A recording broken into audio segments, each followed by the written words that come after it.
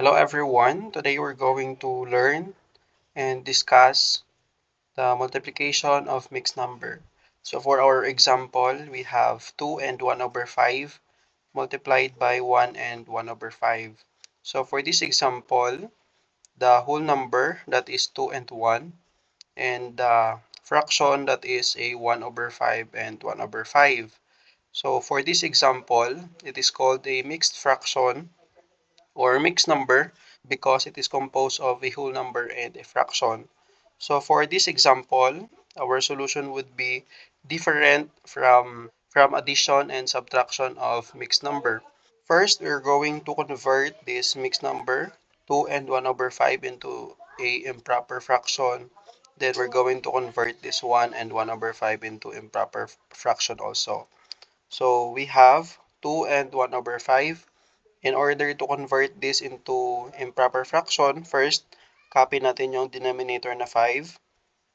Tapos we multiply 2 times 5, that is 10. So, ginawa lang nating fraction yung whole number na 2 because 10 divide 5, that is equal to 2.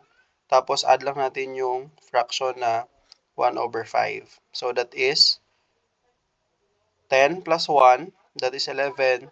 Tapos, copy lang natin yung denominator na 5 since this is a similar fraction. So, for this mixed number, 2 and 1 over 5, ito yung kanyang improper fraction, 11 and 11 over 5. So, secondly, convert natin yung 1 and 1 over 5 into improper fraction. First, copy lang natin yung denominator na 5. So, we have 5. Tapos, we multiply 1 times 5, that is 5. Because 5 divide 5, that is still equal to 1. So, parang ginawa lang nating fraction yung whole number na 1. Tapos, add lang natin yung fraction na 1 over 5. That is 5 plus 1, that is 6. Then, copy lang natin yung denominator na 5. So, for this mixed number, our improper fraction is 6 over 5. Then we proceed to multiplication of these two fractions. We have first 11 over 5 tapos meron tayong 6 over 5. So in multiplication of fraction, we have numerator to numerator tapos we multiply denominator to denominator. So we have 11 times 6, that is 66. Tapos 5 times 5, that is 25. So this number, 66 and 25 can be 66 and 25 cannot be divided or it is not divisible by any number. So ang improper fraction na 66 over 25, gawin natin itong mixed number. So we have a whole number tapos meron tayong fraction. In order to determine kung ano yung whole number na makuha natin in dividing 66 and 25, so gagamit tayo ng calculator. So we have 66 divide 25, that is equal to 2.64. Bali, ang i-consider lang natin is itong whole number na 2, tapos disregard lang natin yung 0.64. So 66 divide 25, ang makuha natin na whole number is 2, tapos we multiply 2, 25, that is 50. Tapos we subtract 66 minus 25, that is 16. Tapos copy lang natin yung denominator na 25. So for this example, our answer is 2 and 1 over 25. Next, we have 3 and 3 over 4 multiplied by 2 and 2 over 5. So first, convert natin tong mga mixed fraction into a improper fraction. We have 3 and 3 over 4. First, copy lang natin yung denominator na 4. Tapos, we multiply 3 times 4, that is 12. Because 12 divide 4, that is still equal to 3. Then, add lang natin yung fraction na 3 over 4. So, we have 12 plus 3, that is 15. Tapos, copy lang natin yung denominator na 4. So, for the mixed number na 3 and 3 over 4, yung kanyang improper fraction is 15/4.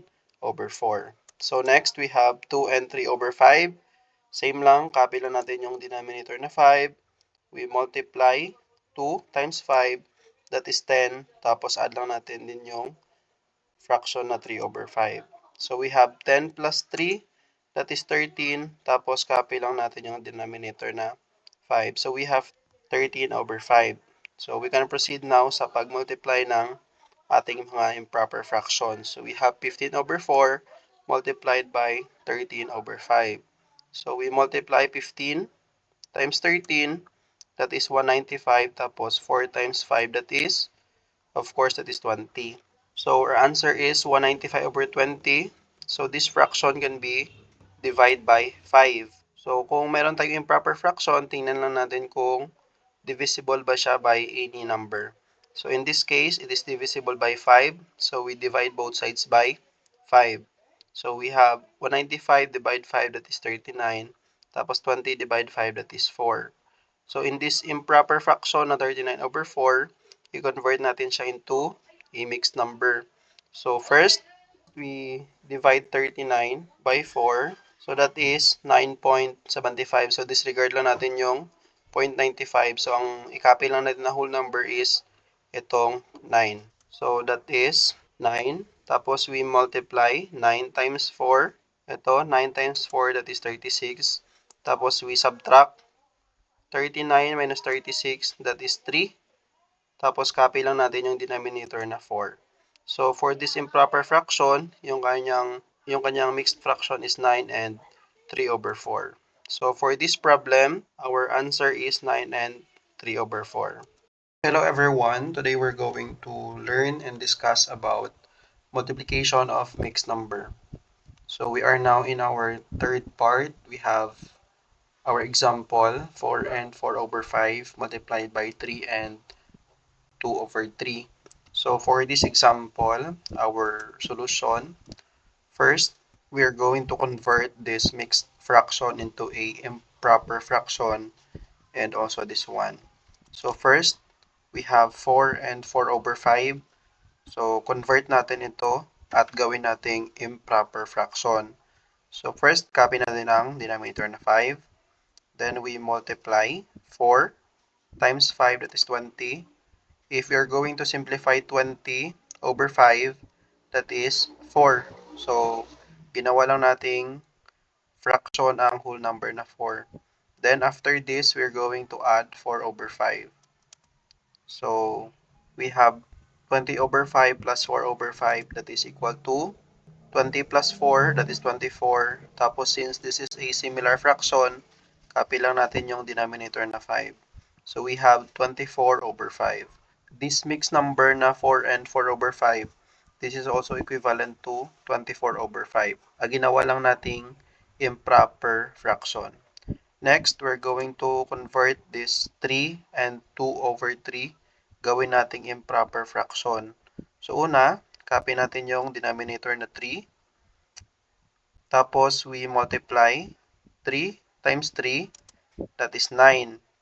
If we simplify 9, divide 3, that is equivalent to our whole number na 3. Tapos, we just add 2/3. So, if we simplify, 9 plus 2, that is 11. Tapos, copy lang natin yung denominator na 3. So, we have 24 now over 5 and 11/3. So, we multiply 24/5 multiplied by 11/3. As a recap sa mga previous lesson natin, pag mag-multiply tayo ng fraction, we multiply the numerator to numerator and denominator sa denominator.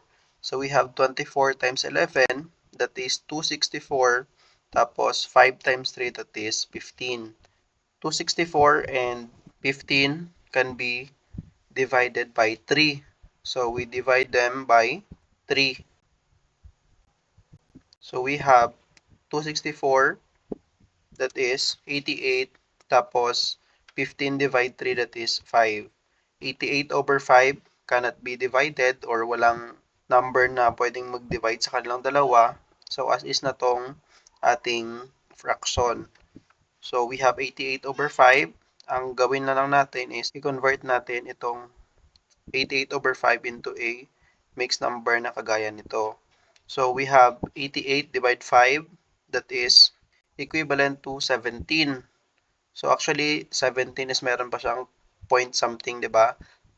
Meron pa siyang decimal, pero disregard natin yung decimal. Yung whole number lang ang i-consider natin, lagay natin dito.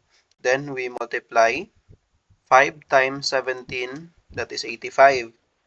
Tapos para sa ating fraction, we subtract 88 minus 85, that is 3. Tapos copy lang natin yung denominator na 5. So we have 17 and 3/5. So this is our answer for this problem. Next, we have 6 and 4/7 multiplied by 1 and 5/3. So first, convert natin to into improper fraction. So una, copy natin yung denominator na 7. Tapos we multiply 6 times 7, that is 42. If we simplify, 42 divided 7, that is 6. Then add lang natin yung fraction na 4/7. So we have 42 plus 4, that is 46. Tapos copy lang natin yung denominator na 7. So we have 46/7. Next, convert natin itong 1 and 5/3.